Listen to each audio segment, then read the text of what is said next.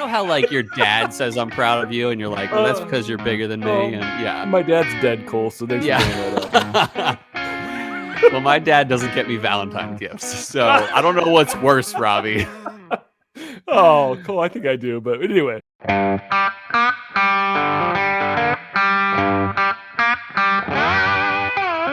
Welcome once again to Chill Filtered, the podcast where we drink whiskey so you don't have to, but you probably should, and you probably are, and that's why we like you. Another episode. We are finally back. Dry January is over. I've been looking forward to this day for 31 days or more, even. We, did our pre-recorded episodes for Dry January in December, and then we released them every week. I was proud to say we didn't miss a week. You did not. But there's something about being live on the weekly, like having fresh episodes weekly, and even just being able to interact. Yeah, interacting with our listeners is so much better. And then on top of it, we're not just back from Dry January. We're actually going to be starting to release our episodes not only on podcast venues, but we're also going to be on YouTube every Monday morning as well. So keep an eye out. If you'd rather just watch us. You get to see our little face I don't know why movements. Yeah, but hey, I don't know thanks. why. But I feel like there is a little more magic there, and potentially we'll reach a different group of people that don't like podcasts but rather watch things or keep a YouTube video on in the background or something like that. But we're excited. We even got some cool transition slides and stuff like that. Yeah, and like videos and stuff. Transitions, videos. All the goodies. We got it all. Yeah. So I guess before we get to anything, normally I get to the business before I talk about a lot of things, but here's a way to support us. Patreon would be pretty important. We're moving up. We have more expenses than we originally did. And even that we've had in the past 6 months. And it would be awesome. If you've been a listener for a while and don't support us on Patreon, it would be a great way to support us and where we can take care of more expenses. We probably would like to upgrade our StreamYard subscription, which is double the price and stuff like that, where it's like we can get classier, like more new options of, I don't know what the word I'm looking for is, but nicer things to make it nicer options for you. Yeah.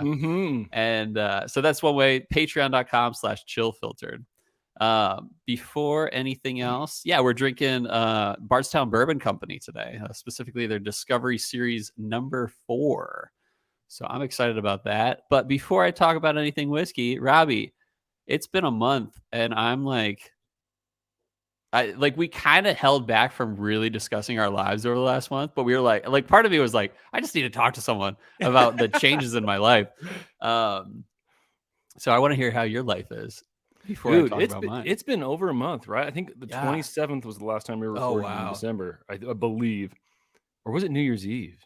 No, I don't think so. I think it was the 27th and 28th. So it's been well over a month at this point. So much has changed. So many things. Dude. If you look at the end of the year, that changed. It's not 21 anymore. We're no longer in 2021. Yeah. Things Cobra changed. Kai came out with a new season. Was it good? I haven't even watched it yet, so I need to get into it. I'm still. Peaky Blinders is updating this month. Is it? Yeah. You know what I started watching that is it's definitely crude, but it is so fun. Is Peacemaker, the Peacemaker series? Oh, with John Cena. With John Cena, I didn't realize I friggin' love John Cena, and He's didn't a funny guy. Yeah, I was a WCW guy back in the day, and never really transitioned over to WWE. But watching him, I'm like, and this is maybe the first time in my life where I've ever watched another grown man and thought to myself, he's so stinking cute. That's funny. Just the way he plays his character is so awesome. And then it's on HBO, so everyone all of a sudden it's like, oh yeah, it's not so wholesome. But enjoying that. That's changed. Yeah. I found a new product that I am willing to put up there with the Bush's Baked Beans, Camp Chef, and Solo Stove. Got myself a chirp wheel. Have you ever seen those? Never heard of a chirp wheel. It's like an irrigation pipe, those big green irrigation pipes. Okay. Oh, I got a kid trying to break in on me. Finley, no. Finley, honey. No, honey, you got to go out. No, you can say hi real quick, and then you got to go. And then there's no more. If you don't leave, no more treats. Hi, say Finley. Hi to Cole. Hi. Say hi to the YouTubes. All right. You got to go, baby. I'll be out in a little bit, okay? Rara, I'll help you. Oh, man. This YouTube stuff is off to a great start. But anyway, so it's like, those big green irrigation, like sewer kind of tubes? Yeah. It's about that size. And it's got like PVC foam pipe? Yeah, like the big ones, though. Like okay, gotcha. Down the roads. Mm-hmm. And it's got like this foam around the outside and then a groove in the middle. So you put your spine in the middle of that groove. Yeah. And then you roll down on it and massages the muscles up and down and pops your back. And is it as good as people say it is? I think it's as good, if not better. I do that sucker probably 2-3 times a day. And my back pain is not really there anymore. I'm a blessed man. I don't have back pain. Like, if I like hurt myself a little. Even with I know baby? some people that have like chronic back pain. I don't know if you do. Dude, Cole, give it 5-6 years. Oh, you're right. Yeah. No, it's funny. I'll just wake up and my back is hurting, kind of a thing. But this chirp wheel is awesome. So the thing that got me, my back really didn't start hurting until we had the twins. And you pick, like, if you're home alone and they're in the cribs for like nap or something like that, or even in the morning, you pick one baby up, you got to bend over that crib, you pick the one baby up. But then you got to pick a second baby up and support their neck and do all that stuff. So I would twist myself in these weird positions to get Makes it. sense. Ever since then, my back. Twins, man. This chirp wheel's killing me. I'm loving that. That's great. Yeah. I do have to be honest, though, before I ask you how you're doing. I did not do the best job at Dry January. What? Not the best job? So I had one thing. We got to talk about that. Yeah, I would love to hear your slips because I wouldn't call it a slip, and I wouldn't call yours, hopefully, a slip. But mine was the first one wasn't. I want to hear about yours. No. So my friend and Patreon supporter Chuck Westerberg's wife Stephanie. Nice. Yeah, he's a good-looking man. His Patreon wife subscriber. He is. I mean, it's correlation, not causation. Correlation? No, causation. It's causation. It's causation, baby. It was her birthday, and and Chelsea and I have not been out often together. So she was like, "You're gonna have a drink tonight." I was like, "Yeah, I'll have a drink with you." But then after, I probably had 3 or 4 other nights where I was just like, I kind of want whiskey. The rest of the month. Yeah, so funny. I did not do the best job. You have a problem. No kidding. Once the seal was cracked, I was like, broke the seal. I thought about it. Yeah. It was January 15th for me. One of my best friends ever visited, and huge shout out to Steven Wetzel and his wife Liza. His in-laws' parents, I believe, collect or found. I believe they found, is what I heard, a bunch of cases of pre-prohibition whiskey in a basement, is what I heard. That's the story. This is the wedding, right? This is the wedding guy. And he got a Monticello brand 15-year whiskey that was barreled in and distilled in 1902 and bottled in 1917. It was bottled in bond. You didn't pass this up. I'm disappointed. You did not pass this up. I'm disappointed in your Dry January. Mm-hmm. Yeah. But my reasons were legitimate. You drinking 100-year-old whiskeys, and it was brought to me, and he was like, "I want to drink that." I was waiting. Like, he waited a year, literally over a year, to drink it with me, and I was like, "I can't say no. Like, it's just there's no way." And I was like, I was actually planning on telling you, Robbie, on this episode. But you brought it up that you like cheated for a day, and I was like, "Well, I did too, and let me tell you all about it." And got really excited. By the way, speaking of change, since our last episode, you are a new year older. Yeah, which 41. 40. I'm. That's a tricky thing. Yeah, 41. It's a prime number.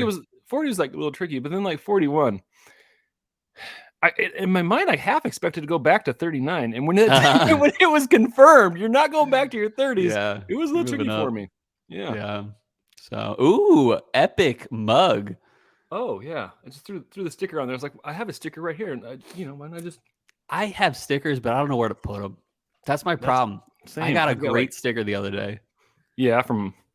So I don't. It's in no way political. It's more making fun of political. But like the "Don't tread on me" symbol. No step on snack. No step on snack. Yeah, Heather got me one of those, and so I was like, "Oh, that's like so funny to me." I think it's funny too. Yeah. And then the first time I saw it, I saw another sticker on the same guy's car that said, "Dog is my co-pirate," not like co-pilot. And I was like, that's great. And it had a dog with an eye patch, and it was great. Nice. Yeah. No, I have like the Bourbon Badger sticker. I have the Embellished Pod sticker. I got nice like a bunch of friends. I've never committed to anything. I just committed to putting them on my coffee mug. Because the tricky thing is, I sometimes take this to work. Oh yeah, and I teach, and I don't really want to advertise whiskey as a teacher. Totally, in my classroom. Yeah, so I just committed. The struggle, man. Yeah. So what? Oh, what else? Okay, so you also got COVID. Yeah, that's right. The whole family got it. Yeah, and, which scared both of us because it was like, oh, how's your taste and smell? No, it's 100% there. I was like down in zinc and vitamin C and vitamin D like every day, multiple, triple times, 3-5 times a day, hoping. But apparently the Omicron variant doesn't as much have the risk of taking away your sense of taste and smell. But either way, I wasn't going to risk it. And so, yeah, I'm 100% on the lips and the nose and the tongue. The lips and my nose and my tongue. Yeah, even though the lips have nothing to do with taste or smell.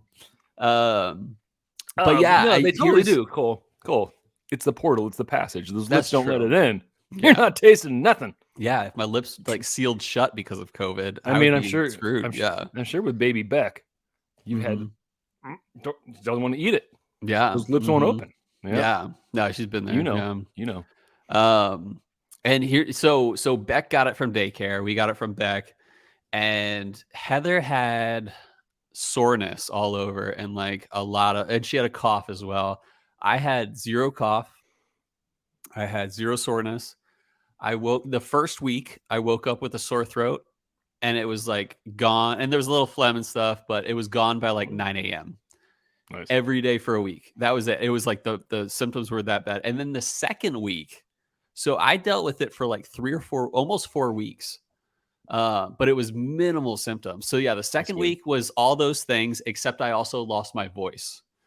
And then the third week, and then the third week, no, you're fine. Robbie hopped off and hopped back on. The third week went back to the first week, just sore throat in the morning, and then it's gone by like mid-morning.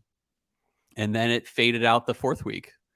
And I was worried though, because like 3 weeks and you're dealing with like not bad, but still dealing with symptoms. I was like, do I have long COVID? But it's gone now. I'm like completely. Good.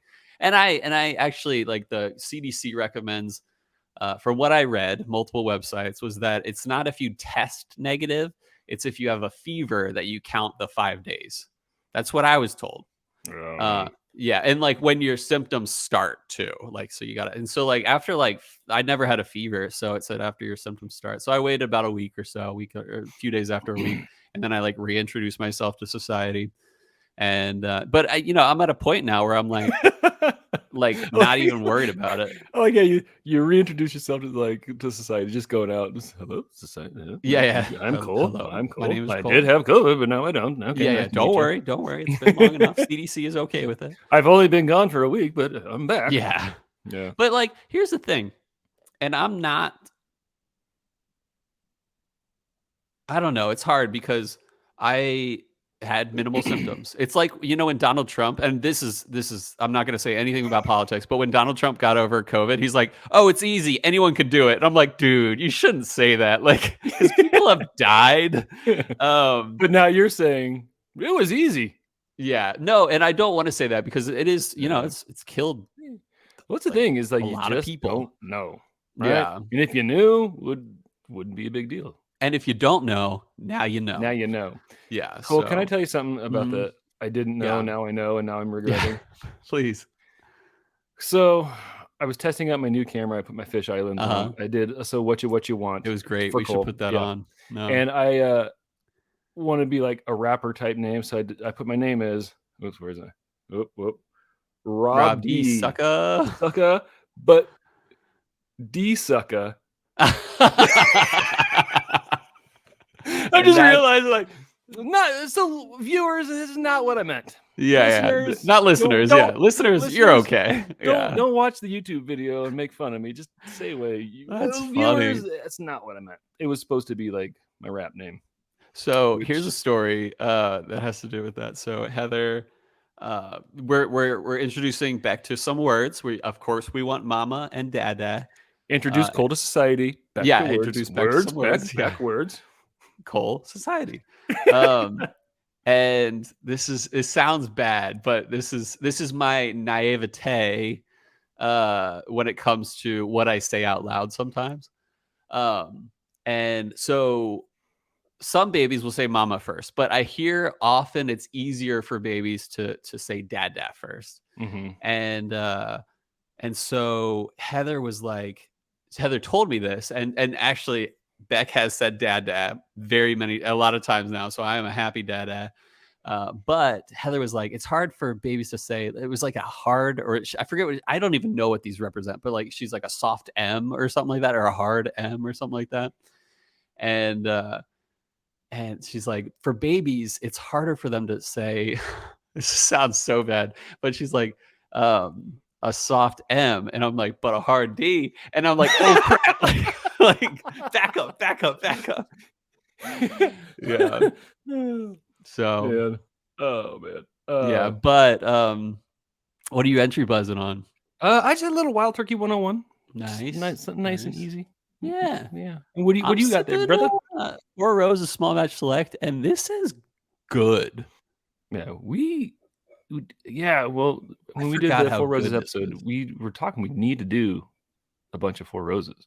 Yeah. Well, I just found a bottle yesterday of the barrel proof OESK, which we haven't done yet. So, and it's like 55% alcohol.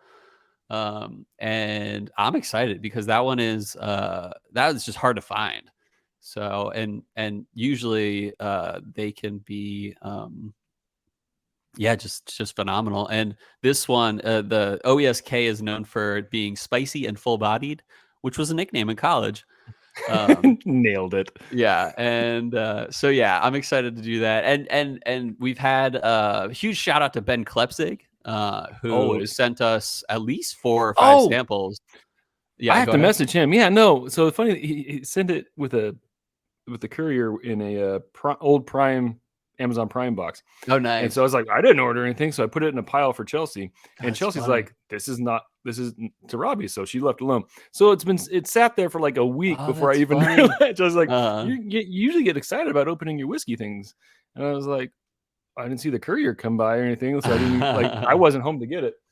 Mara picked it up, but nice. Anyway. So thank you, Ben. I haven't yet to say thank you, but it's Ben's just because of my naivete. He sent us like good stuff, and what a freaking baller.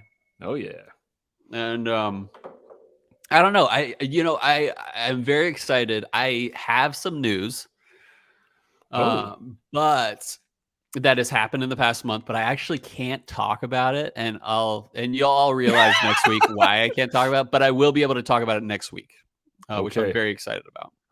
Okay. So prep your minds, listen up. I hope to hear everyone listening next week. So can I ask, you can just tell me no. Yes. Is it work related, personal related, podcast related? Yes. All 3? It's work related. Yeah. Okay. That's it. All right. That's all I can say. Okay. Mm-hmm. All right. So, you got anything else, Cole? We're starting. I mean, it's been a month. I'm not against a little bit longer of an episode since it's been a month, but I do feel like now is a good time to probably switch it over. So are you down to move to the next segment? I'm ready to take a break. Let's go take a walk, Cole. Let's do it.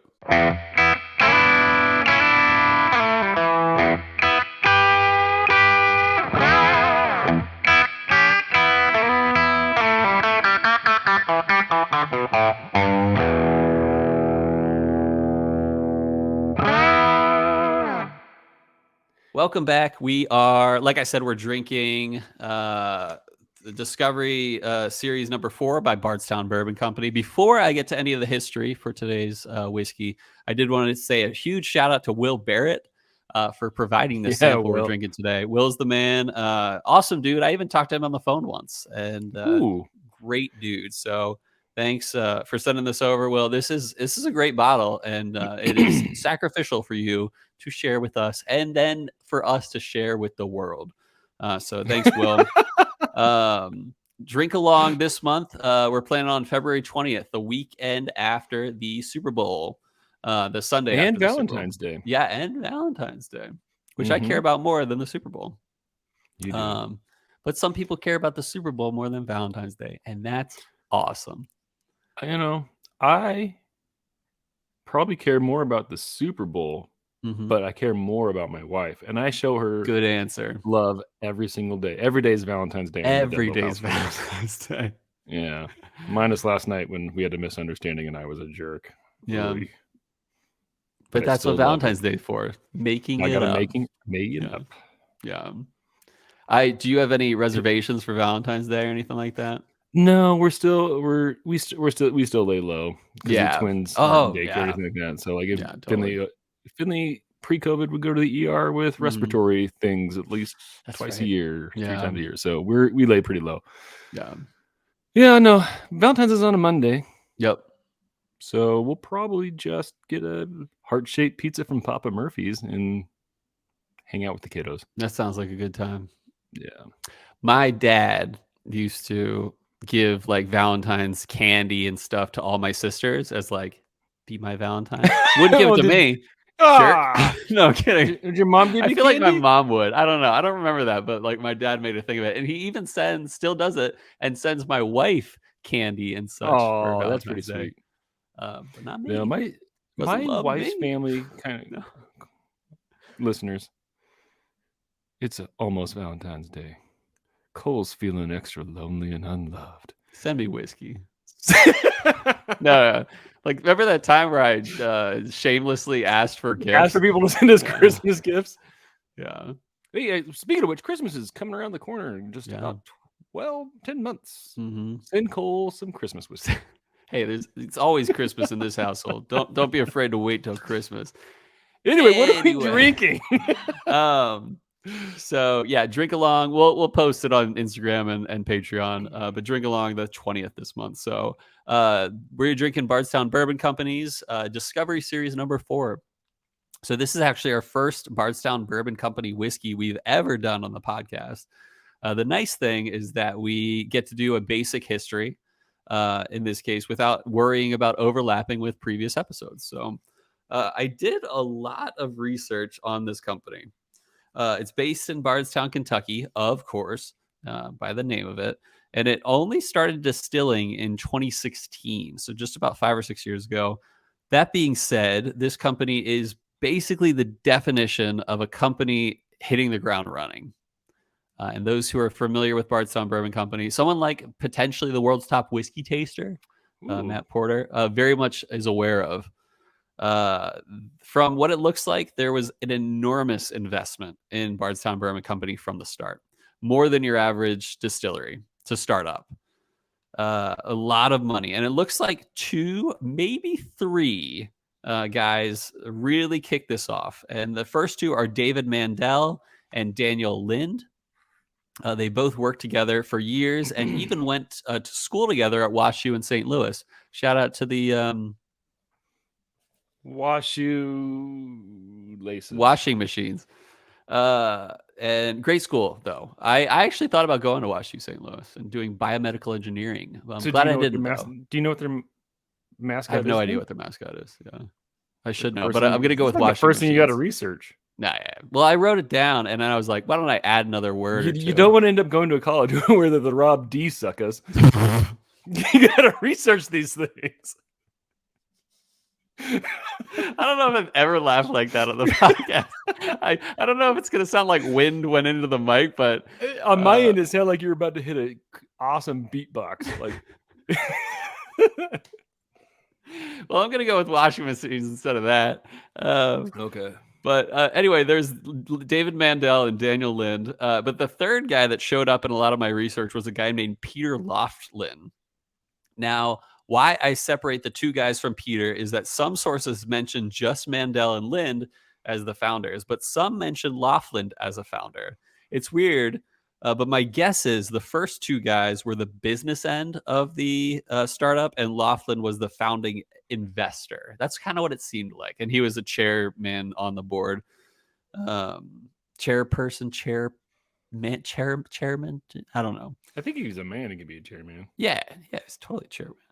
So Loftlin was a businessman. In fact, in terms of the Raleigh / like Triangle area, North Carolina area, that he was like the businessman. Okay. He founded Business Telecom Incorporated in Raleigh, and just that company exploded in terms of like how well they did. And looking into this guy's resume, he was like quite the innovator. He really set up new standards in the telecommunication business, and he likely had a buttload of money.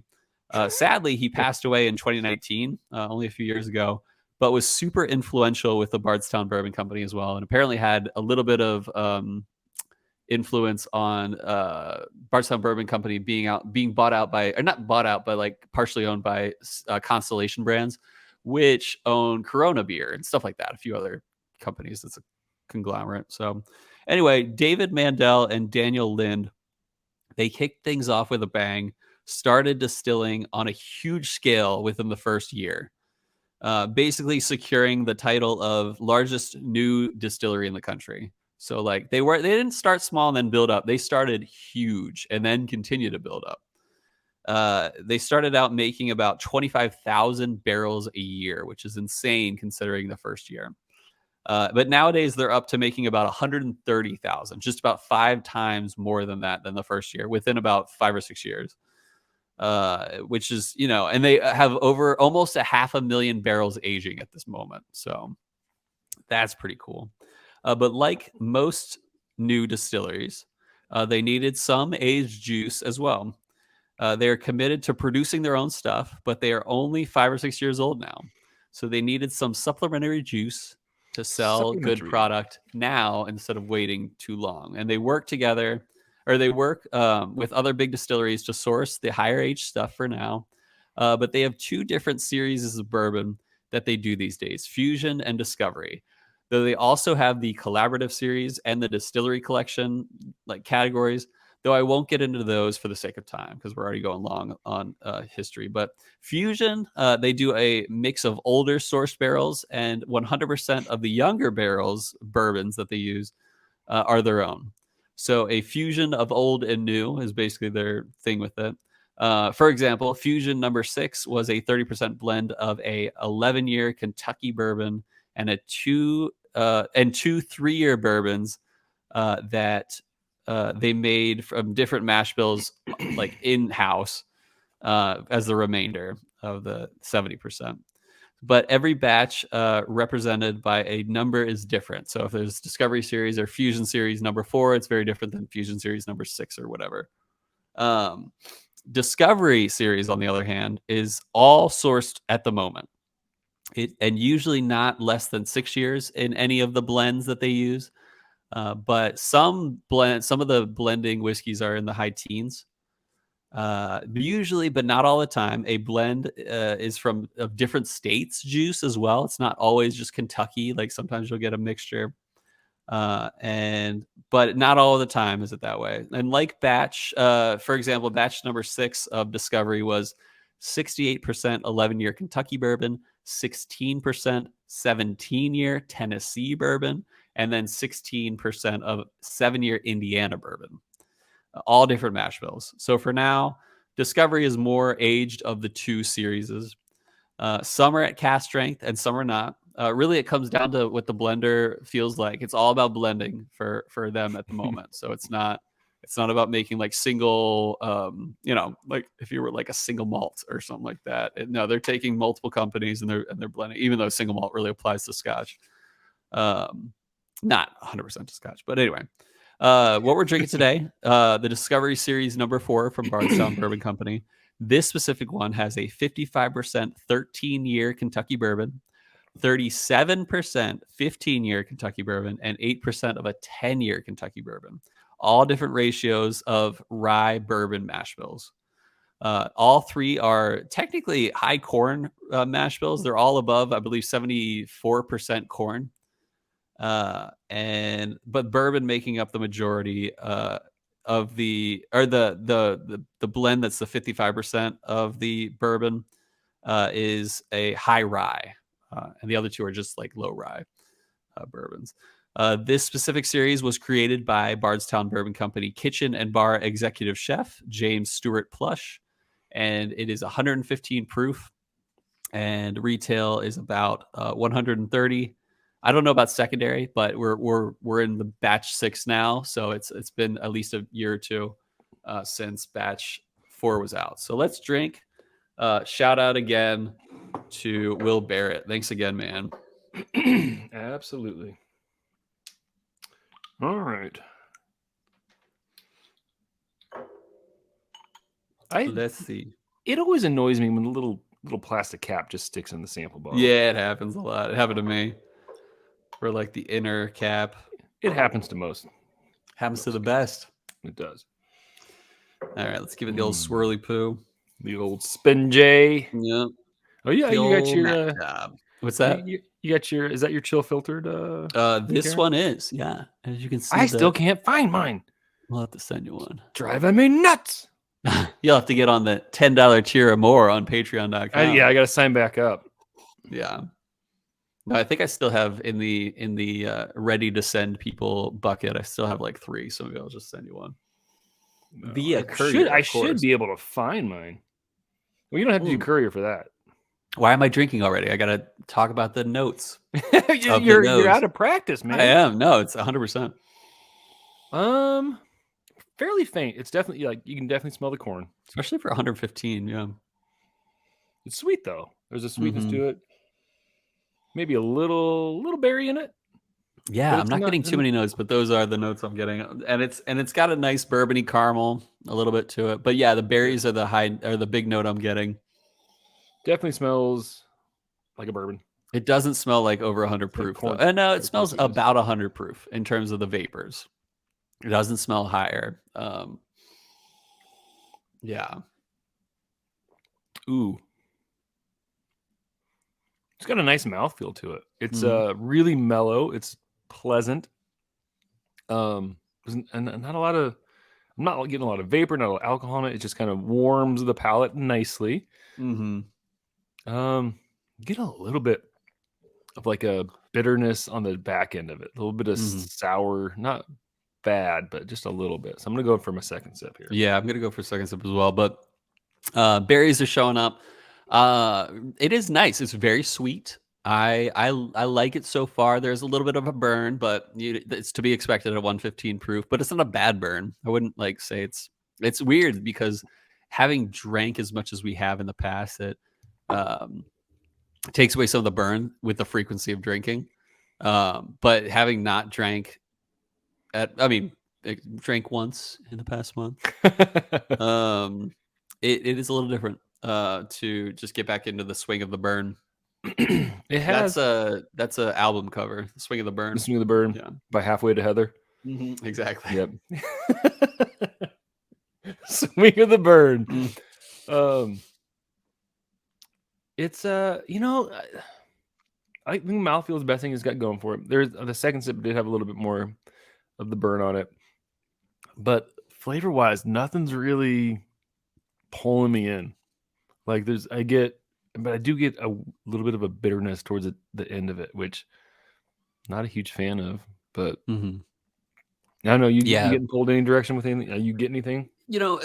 There's 2 things going on. There's one, the overall just balance and enjoyment of it. And I'd say it's there. I enjoy this. But yeah, can I call out some notes besides like fresh or not fresh, like red berries and I'll tell you what I'm not getting. I'm not getting apple. I'm not getting too much like caramel. A little bit of caramel, maybe. A little bit of toffee, but barely. And then, but nothing else. So it's kind of like the notes aren't outrageous and blaring, showing up all the time. But it is good. I enjoy this. And I do get a slight bitterness at the end, but it's not big enough for me to make too much of a judgment on. Robbie's having trouble with his silly little... my Glencairn brand pipette. Yeah. That I got from my good friend Cole. Yeah. It is really pretty. I need to find my dropper because the dropper is easier and I don't feel like I'm going to break my dropper. Yeah. And if I do break my dropper, I'm not as worried about it. But I tell you, that little Glencairn pipette is pretty and it makes me feel like a fancy man. A fancy man indeed. So yeah, I'm giving it the old spin J after the water. It might make it even better. I mean, 115 is definitely a proof that you can potentially improve with some water. It brightens up the sweetness a lot. Yeah, the nose is way better. It's way sweeter. Still way a little bit like berries, brighter, but a lot more. I'm getting more of that like typical apple, caramely, that stuff. It's definitely brighter. You ever have one of those caramels that's like it's definitely a soft caramel, but it's like on the harder end of a soft caramel. Like it's like you have to like chew it, you know. I'm not super familiar with the caramel scale of hardness. Yeah, well, it's like the Mohs scale, you know. What is the Mohs scale? You don't have it? You never the Mohs scale of hardness. There's like a range, and it's like I believe they're definitely solid things. And soapstone, I believe, is on the lower end, where it's like it's basically chalk, but less. It's like not even as soft as chalk. Do teeth fall under the Mohs scale? Yeah. Well, that's why so fluorine, or sodium fluoride is less on the Mohs scale of hardness than our teeth are. Because when you brush your teeth, you don't want to have something that's potentially more abrasive than your teeth. So then I have heard of it because I've thought of that several times when it comes to dental equipment. Yeah, and I think the 10 out of the scale is a diamond, so it's like you can't get any harder than that. So, and then ruby, I believe, is a 9 or like a 9.5 or something like that. Really? So I know this because I deal with a lot of stones in my jewelry work. But I also really dug in and leaned into my geology class back in college. So I love geology. For a little bit, I thought I wanted to be a geologist. I got a B+ in a D- average class. I was really happy with myself. I wish I had a minus a D. Well, no, here's the thing: is that if you put the minus after the D, it would absolutely be D sucker. Okay, but you haven't. You put the hyphen. I wish I had been robbed, sucker. Yeah, I don't know. That's better. Anyway. Yeah. All right. Palate wise, it didn't get much better to me. Oh, really? I would sip you up. I think there's still that bitterness there. It just kind of falls flat. Like if there's not a lot of notes in there that I'm like, oh, it's got this, it's got that. Like, it's just it's a bourbon, but it's got a bite with the I wouldn't say it's like bitter, but it's got like a bite to it with the water, which I didn't get at all with the neat. It's hard to classify the actual like taste of that bite or the notes of that bite. I'm trying to think of it. I'm gonna go for another sip. Well, that's the thing is I'm just not. I'm getting bitterness at a point where it's better on the palate. Yeah, where it's like that's where my palate goes. I just like, it's kind of bitter. You know, you get a moment of sweetness, but it drops off real fast. Yeah, I think the best thing this bourbon has going for it is a nice sweetness. It is pleasant with the neat pour, in my opinion. It's there a little bit with the water pour. Bitterness, and we talk about this a lot on the podcast, and it can happen with some bourbons. It doesn't happen with other bourbons, and that's okay. Like bitterness is not a deal breaker, but it kind of is if it's on every single pour. Like if we drink it on the neat pour, the water pour, the ice pour, it kind of like takes away a lot. Well, that's the thing is if there was something in the forefront that was like not like if I could pull out like, wow, like there's this note, there's that note, like it's got some of that, and then it gets into the bitterness, I'm okay with that because that happens. Yeah, and there's something to enjoy besides it. Yeah, but this I'm just getting like mostly bitter. And what was that one that we were really surprised it was like bitter throughout from the beginning, like even with the water? I mean, even with the neat pour. Was it one of the ones we pre-recorded this last time? It might have been, or it was within the past 2 months. I want to say. Might have been. Was it the Four Roses OESF? I don't think so. No. Anyway, someone will remind us. Shout out to Bryce Marita. Bryce is like fact checker, man. Which we don't mind, Bryce. We love it. Yeah, there's nothing like when Bryce hits us up and like clarifies things. I'm like, thank you. Monday you so much. Morning at about 9 o'clock. Yeah, we could expect a text or a message on Instagram from Bryce, like pointing things out. We will take it every week, Bryce. I love it. There's nothing we don't like about it. Okay, so nose. It's pretty muted. There is a slight sweetness to it, but it's almost like 90% muted, 10% sweet. That's about it. Yeah, I kind of went back to where we were with the neat, where it was like not a lot there. The water nose was really good. Like it was bright, but maybe not. Maybe it was just compared to the neat and now the ice, where it's just like not a lot on the nose there. Yeah. One thing I'm surprised with this bourbon is I believe I wrote there was a 15-year and a 13-year bourbon in there. That can be some oak that shows up. I'm not getting too much oak. Maybe it's the minimum on this bourbon in the blend was a 10-year. So you would expect a little oak, but it's not over oaked. I'll tell you that. That's one thing it's really got going for it. This with ice right now is my favorite of the three pours. Mm-hmm. I'm getting like the bitterness isn't quite there. That sour note I was hitting. It tastes. I'm getting a little bit more of like a tobacco with it instead. Mm-hmm. So I don't know if maybe it was just maybe an oaky tobacco is what I was kind of coming across as bitter for me. Mm-hmm. But this is fairly pleasant now. I kind of like ice. Not often is ice the best pour, unless we're drinking a Japanese, right? Or Irish sometimes. Mm-hmm. Yeah. Speaking of which, I am excited for St. Patrick's Day. That's coming up.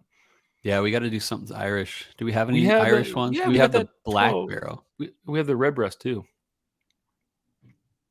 You had Redbreast. You sent a Redbreast lately. We did the single barrel already, or the single cask, or whatever. No, single barrel. Yeah. Did we? Is it a dark bottle? Maybe.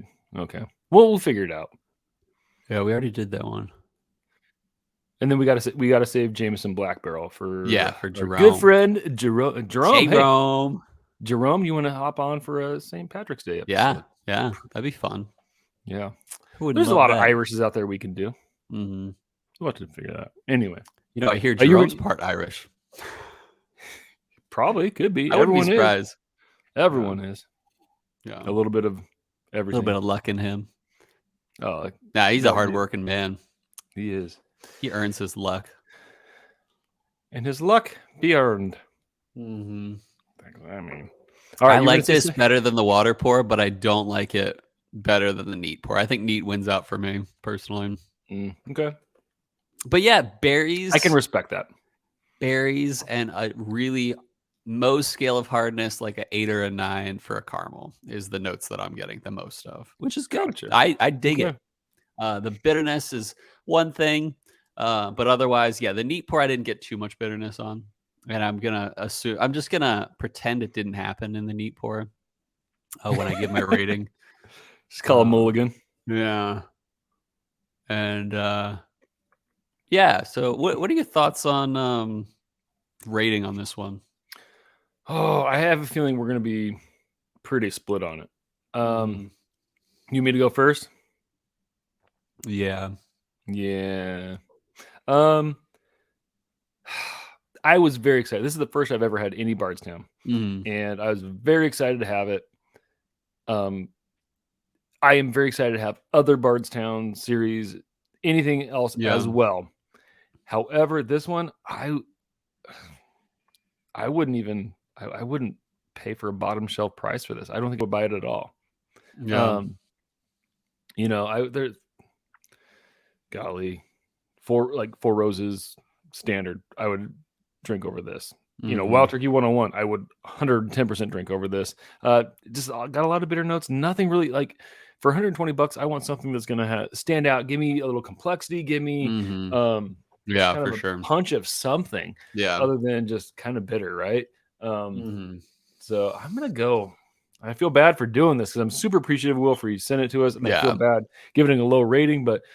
Truth be told, I'm going to give this like a 5.7. Oh, wow. That's low. Yeah. I really didn't find anything I enjoyed about it. And the things that I did enjoy, all came on later, like the water nose and the ice pour, because I think it was like, oh, okay, finally I'm getting a little bit of something. Yeah. So, yeah, I think we're going to be pretty split here. What do you got, Cole? Yeah, I'm going to go a little higher than that for sure. But on my secondary rating, which I rarely pull out, I'm going to give this a meh. Yeah. Which is also pretty rare. The next one after meh is like it. And it's kind of between meh and like it. And I'm going to give it a 7.6 here.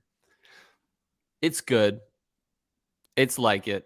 But it's also like not worth 130. Yeah. Sadly, I would never, if I saw this on a shelf at 130, which it probably is higher now because it's kind of an addition and it's like a few past the fourth, series. It's higher, likely higher than that, but the batch number 4 or series number 4 is just 7.6 to me. It's good, but it's not bad. Like, especially if I just consider the best pour, it's not bad. But yeah, it's not blowing my mind. There's nothing about it that's like, but that's a redeeming quality. It's like, no, it's kind of meh in that way, All that being said, you and I love whiskey. Yeah. If you'd never tried it, you'd still probably grab a bottle, right? Or at least a pour at a bar or something. I would definitely want to pour at the bar. Yeah, find out what it's like. Yeah. Yeah. It's So not sold on Bardstown just yet. Not yet, but I would love to try a few more of their series. I hear their Discovery and Fusion options altogether are pretty good. Do you get them in Virginia? Actually, I do see one on the shelf right now near closest to my home, but I don't know which one it is. It's probably, I want to say it's the red bottle, which I believe the red is the Fusion, or no, the red is the Discovery. I don't know which one it is, but yeah, there's one actually in the store right across the street. Yeah, we don't get them in Idaho, so no. Yeah, if I did see it though, I'd grab it right away. So yeah, but yep. All right. You ready to move on? Let's move on to our next segment of the show we like to call Whiskey World News.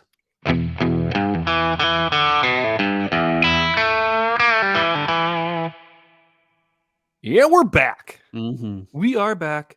We are doing another part of I'm rusty, man. It's been a while. It has been a while. It's been too long. It has been. It's time for Whiskey World News, part of the show where we read an article and we talk about it. We didn't write it. We're just going to talk about it. Here we go. And this one is an article that came to our attention this morning. Super awesome. Super excited. For a good freaking baller. John Hughes. So, shout out. This one comes from Uprocks, which is legitimate. It's a very we reference them every fifth episode. Yeah, it's not like this is coming from Mrs. Hughes Inquirer from the Embellished Pod. My husband is all right. I like him. Which we respect Mrs. Hughes' opinion, sure, but not as much credibility in the journalism scene over her husband. Yeah.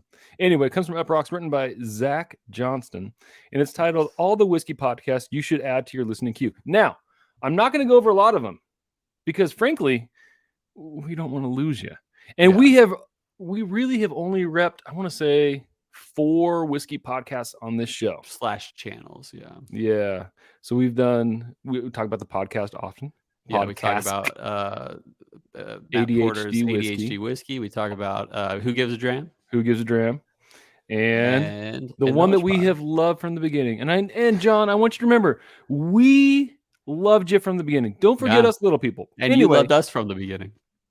I want to say. That's the reason we knew about him, because he started, he was Patreon, and then we're like, who's this Embellished Pod? And so we listened to Embellished Pod, and I was like, holy crap, this is such a good show. I would like to think we were a springboard, Robbie. Oh, we're probably not. we were his first love. Yeah.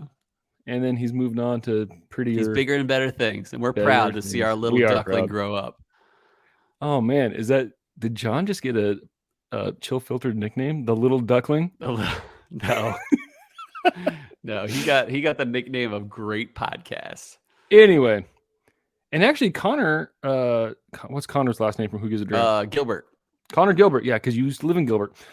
He is now with Bourbon with Friends, right? Yeah, he's an additional co-host of Bourbon with Friends. Yeah, so actually, shout out to them now. Number 15 on the list was Bourbon with Friends. Oh, that's cool. I've never really listened to them. I probably should, haven't but yet. I never have. I got little eyes coming in. But at number 13 on this list is the Embellished Podcast. So way to go, John. And I just read a little bit here. John Hughes hosts the Embellished Podcast, which refreshingly doesn't have a whiskey-related name. Hughes generally hosts each episode solo, with guests dropping in now and then, like we did. Like us. And again, John's got, we were talking about it off mic. He's got some fun ideas for this year. So I'm excited for what's ahead. The Thrust is a chat about the state of the industry, bottle reviews, and even whiskey travel logs. Where to start? The Travelog North Carolina Whiskey focuses on Hughes' trip to the Fainting Goat Distillery in North Carolina. The episode is actually pretty outside the box for the general feel of the series, but a good listen for Hughes' style and a good place to get unique information about a less talked about section of American whiskey making. So I'll stop there. There's lots of whiskeys or podcasts on that list. I'm sure some of them are great. But you know what? We're excited for our little duckling. What a baller. But yeah, I'll just kind of put my 2 cents in before I even ask Cole what he thinks. But I feel like John just does an awesome job of getting in deep information. If you like our podcast and your favorite part of the podcast is when Cole does the history, you might like John's podcast. You're going to love John's. Yeah, for sure. Because John just really gets in deep with stuff. Does an awesome job. So John, proud of you. Cole, you have any thoughts? Yeah, all jokes aside about any influence that Chill Filtered may or may not have, because I imagine it's almost zero.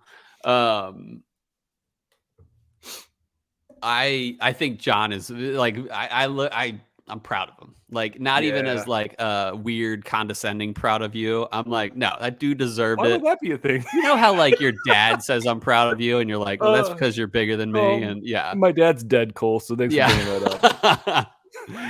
Well, my dad doesn't get me Valentine gifts, so I don't know what's worse, Robbie. Oh, Cole, I think I do, but anyway. But I'm really happy for John, especially to get that kind of recognition and just kind of get caught off guard with that. I think like he especially like he has like we've been here about 4 years now on the scene, and he's been here probably a little over 1. And he's killing he kind of started. I think he's just kind of started during like kind of the initial quarantines. Yeah. So I think that's right. So John, we're so proud of you. Don't forget about us when you're huge. So as Matt Porter told us, and rising tides raises all boats. That's so right. Don't forget. So we're really proud of you. Yeah. Now anyway. John's one of those kind of guys that doesn't want to leave people out. And no, he's great. So anyway, enough of the love fest for our little duckling. Yeah. Moving on here. Yeah. It's been a while. What was you to choose this week? You gotta go over let's talk about last week's. There we go. It's been a while. We'll get back in the rhythm here. So the last, what whiskey would you choose? I liked some of these answers. In 2022 was if Buffalo Trace added a new bottle to the BTAC, what whiskey would it be? Cole went with an Elmer T. Lee single reserve, which would be like an age-stated barrel-proof mash bill number 2. Okay, and I just went with Buffalo Trace cask strength, which I think is a simple name, which is great. Yeah. Okay. All right. Well, I mean, you're a much fancier man than I am. Oops. And we had some good write-ins, if I can remember. There we go. Instagram does such a weird thing with pulling that up. I had to remember how to do it. Anyway, our good friend Bryce Merida B_side said, I would sleep in the cold and fight folks for an ETL, though I'd probably lose. So that's Elmer T. Lee added to it. I don't know. He's got Merida blood. Which I don't know if Pat Merida even knew martial arts. I think the rumor is he didn't really know martial arts. I don't buy it. That's false. Okay, he was totally like he's master the greatest black belt, sensei ever, triple black belt. Yeah. You know, it's funny. I saw a video where he's like, this is my real voice, and I don't know where Miyagi came from, but Miyagi got here. And I'm like, don't do your real voice ever again. He's just like Bryce. He's like, Bryce was, I believe, either was born in the U.S. or like very like 5 or 6 moved to the U.S. from Japan or something like that. Because his mom is a Japanese citizen. Yeah, that's right. She's and I still over there, his right? dad was too, knowing the last name Arita, but I don't know where dad is these days. Okay. So, sorry, Bryce, if this is a Valentine's thing for you. Yeah. Hopefully Cole didn't call out another deceased family member. Sheesh. Or maybe he just doesn't get Valentine's gifts from his dad. I don't know. What's worse? That's worse. That's worse. Oh, thank goodness my father passed away. Now you don't have to worry about his Valentine's Day intentions anymore. That's so bad. Anyway, Marco and Casey said Hancock's President Reserve cask strength. I like that, which should also be mash bill number 2. Yeah. And then our little duckling, Embellished Pod, went with literally planning to do the math to see what MSRP would be for a cask strength bottle. Dude, could you imagine first release of a like one of those a new BTAC? Any new BTAC. People would hold on to that for years. Yeah, no, and there's like no reviews because nobody's drinking it except for the people that get the little samples. Mm-hmm. And then our good friend Connor Gilbert. Man, we're just like coming back to all these names over and over again. Yeah. Mm-hmm. With Mellow LaRue corn, and you know what? I love Connor's love for mellow corn. I love mellow corn. We need to do. Have we done an episode? We've done an episode. Yeah, we did mellow corn. Yeah. Yep. And I remember it being a lot better than we thought it would be. Because I remember, we did mellow corn, and then I'm gonna say like a week or two after that, Connor grabbed it and was like, "Hey, I'm doing this one too. You guys inspired me to pick up a bottle," and now he loves it, and I love it. He loves it, and he defends it to. It's on half his stories. Yeah. Which is and then Colorado Spirits Collective just said cool glass. Thanks, and you Colorado know what? Spirits Cole, Collective. hold that up to the camera. It is a cool glass available on the Patreon tiers. Boom! At the $10 level. It's a stubby Glencairn with the chill filtered logo. With no stems, so you can hand warm it. Mm-hmm. Homie. Sucker. Sucker. Which used to be a big staple of yours. You were a lot more into hand warming back in the day. Yeah. You would like hand warm it and put your hand on the top of it, like cover the top, and then let it like condensate a little bit on the glass. And then so the first one is like the lick of the hand. Like get that off there and go, oh man. Yeah. Tastes like it's basically distillation. Soap. Yeah. Secondary, tertiary distillation. Yeah. Anyway. This week on What Was Huge Shoes, we're going to keep it very simple because part of me was like, we could go into some crazy detail of something, which we're always down for. But I also wanted to see, what are people drinking now that it's February? I don't know if you did dry January or not. Some people did, some people didn't. I don't know if you're Robbie and you cheat like 5 times during dry January. But when you're back to February, whether it's, some break of fast or not, what are you drinking these days? What's your favorite pour this week? So, Robbie, what's your favorite pour over the last week? Because half of the week was in January, which you were drinking, and then half the week was in February, which you were drinking. I'm just joking. That being said, it was, we did the dry January in the recorded episodes to kind of get a reset. I got reset. I got reset 2 weeks. Got reset. Right, and I'll reset feel good about where clock. I'm at. Feel good about things. Forgot what I was going to say, but one thing the thing I cheated on most with was EHT small batch. Ooh, nice. The small, is that the most easily one? Yep, that's the easiest one. Yeah, so small batch. So EHT small batch is what I would sneak in tipples away with. I'm proud of you for not saying EHT bottled in a bond, because you used to say that sometimes, and I'd be like, I screw things up all the time. No, it's all good. Just not today. Not today, baby. I have thought about it. I've had a few pours this week since February started, and the best pour I've had thus far is Four Roses Small Batch Select. That has made me happy this week the most. I just like, this is good. And I've had like that. I broke the dry January on February 1st with Dorado from Del Bach. And then since then I've had, yes, that's right. And then since then I've had a little bit of Buffalo Trace, and I think that's it. And then Four Roses Small Batch Select. But I've had a few cocktails otherwise. And but yeah, cocktails are cool. Yeah, we should bring it back. Although, like, I kind of hit all the big whiskey cocktail already. But now that we're on YouTube, you can see our previous videos and watch the Raspberry Sunshine, which is still phenomenal, in my opinion. You know, it's nowhere near as good as the Jack and Bushes. Throw some beans. Oh, there you go. Bottle of Jack, shake that sucker up. Yeah, and then add a few dashes of Angostura. No, actually, those bitters you got me, I forgot to tell you. I made are they great? Some Christmas cocktails for folks. Nice. That with the bitters, and the bitter I like. Great. Are they better than Angostura? They're definitely better in the sense of this was a gift from a friend, and I don't usually get this. I haven't compared them head to head, so you should do that. I should. And you do the old Wisconsin thing and just drink them both straight. Yeah. Yeah, Wisconsinites, gotta love them. Shout out to Ben Klepsig and Caleb Olson. There you go. Also, we have another one, Nathan Anthony. Careful. Yeah. Is he up there? Is he in Wisconsin? He's in towards the Detroit area, I believe. Not the Detroit area, of the Milwaukee area, not Detroit. For some reason, I thought he was more like Virginia. Like no, Nathan Anthony's Muskego, baby. Hopefully, I didn't give away exactly where he lives, but I don't even know what that means. People swat him now, or whatever it's called, or what's the other word people use when they're like digging into people and finding out where they live? Dox people. They hopefully won't dox you, Nathan Anthony. We love that guy. Yeah. What a guy. We do. Hey, we just got you doxed. Sorry. Love you. Yeah. Whoops. Hopefully that makes up for everything when you get swatted. Man, Cole is just throwing all sorts of shade, all sorts of directions. Yeah. All right. Are we just about done with our first episode back?